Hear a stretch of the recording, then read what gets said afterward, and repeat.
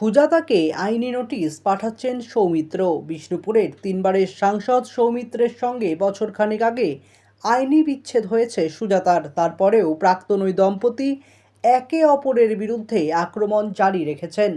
এবার তাদের গণ্ডগোল দিলীপের জগন্নাথ মন্দিরে যাওয়া নিয়ে।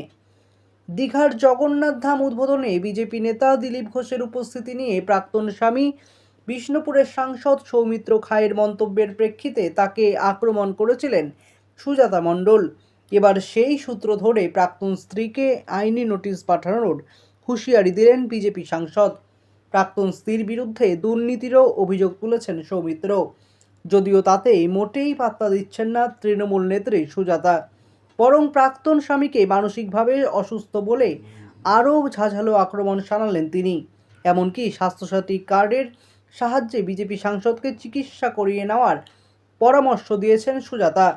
বিষ্ণুপুরের তিনবারের সাংসদ সৌমিত্রের সঙ্গে বছরখানেক আগেই আইনি বিচ্ছেদ হয়েছে সুজাতার। তারপরেও প্রাক্তন ওই দম্পতি একে অপরের বিরুদ্ধে আক্রমণ জারি রেখেছেন। এবার তাদের গণ্ডগোল দিলীপের জগন্নাথ মন্দিরে যাওয়া নিয়ে। রবিবার বিজেপির বিষ্ণুপুর সাংগঠনিক জেলা কার্যালয়ে সাংবাদিক বৈঠক করে সৌমিত্র বলেন, বাঁকুড়া জেলা পরিষদের মৎস্য কর্মাধ্যক্ষ সুজাতা মণ্ডল আমার ব্যক্তিগত জীবন নিয়ে উল্টোপাল্টা কথা বলেছেন, সেই জন্য আমি তাকে আইনি নোটিশ পাঠাচ্ছি। একটি ফাইল দেখিয়ে বিজেপি সাংসদ আরও বলেন, সুজাতা মণ্ডল কলকাতার শ্যামবাজার এভি স্কুলে শিক্ষিকা হিসাবে চাকরি করেন। গত 6 বছরে তিনি একদিনের জন্য স্কুলে হাজির থাকেননি।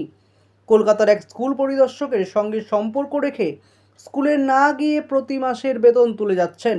নির্বাচনের প্রচার করার সময় এমনকি মনোনয়নের দিনেও তিনি বেতন নিয়েছেন। দুর্নীতিগ্রস্ত শিক্ষা দপ্তরের আধিকারিকদের কাছে আমার প্রশ্ন, 6 বছর ধরে স্কুলে না গিয়ে উনি কিভাবে বেতন পাচ্ছেন? এই বিষয়ে আমরা হাইকোর্টে মামলা করব। এখানেই শেষ নয়, সুজাতার বিরুদ্ধে আরও অভিযোগ করেছেন সৌমিত্র। তিনি বলেছেন, আমার কাছে প্রমাণ আছে যে বাঁকুড়া জেলা পরিষদের মৎস্য কর্মাধ্যক্ষ হিসেবে সুজাতা সরকারি প্রকল্পে বরাদ্দের 70% কাটমানি হিসাবে নিচ্ছেন। চাকরি করার নাম করেও তিনি টাকা তুলেছেন।